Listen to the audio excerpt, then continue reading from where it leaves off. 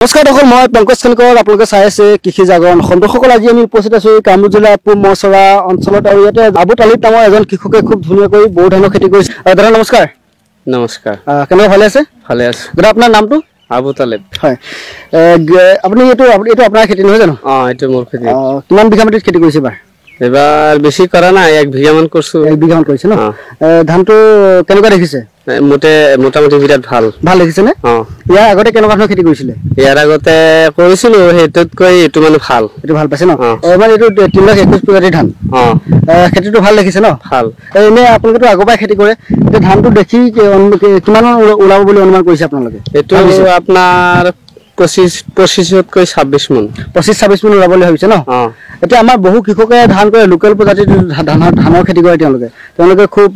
সম্ভৱ বেছি পায় যদি 12 মান 13 মান পায় আমাৰ বহু কৃষকে হা লোকেল প্ৰজাতিৰ যদি ধানৰ খেতি কৰে বেছি পালে 18 মান পালে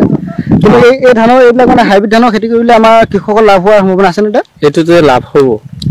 এটোতে লছ নহয় আমি কেৱল ইনকাম বুলি ক'ব জানা বা এনকে বা সিজনটা যিবিলাক ধানৰ সেইবিলাক খেতি কৰিলে লাভৱান হ'ব নহয় জানো হাইব্ৰিড ধানৰ খেতি কৰিলে এইটো লাভৱান হ'ব কাৰণ আমাৰ লোকেলটো খুব কমকে ওলায়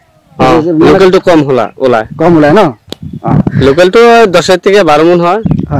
দাদা আমাৰ এতিয়া অসমত এটা কথা চৰ্চা চলিছে যে ধান খেতি কৰিলে লাভতকৈ লোকচানে হয় এই কথাটো কিমান সঁচা কথা এইটো বাস্তৱ আমাৰ লোকেল যেটো হেতু খাৰাপ হয় এটো বিৰাট ভাল কিন্তু যদি লোকেলটো হেতু খাটিব কিন্তু যদি হাইব্ৰিড ধানৰ খেতি কৰিবলৈ যায় তেতিয়া লোকচান নহয় কৃষকজনৰ লোকচান নহয় লাভ হ'ব নহয় জানো হাইব্ৰিডটা লাভ হ'ব হাইব্ৰিডৰ লাভ হ'ব ধানটো যিকোনো ধৰণৰ ভেৰাইটি ভাল কোম্পানীৰ যদি ভেৰাইটি লগায় আপোনাৰ কমসে কম 30 এৰ ওপৰত ধান হ'ব আৰু লোকেল ধানটো আপোনাৰ 15-20 এনেকুৱা হ'ব হাইব্ৰিড ধানৰ খেতি কৰিলে আমাৰ কৃষকৰ লাভ হ'ব নহয় জানো লাভ হ'ব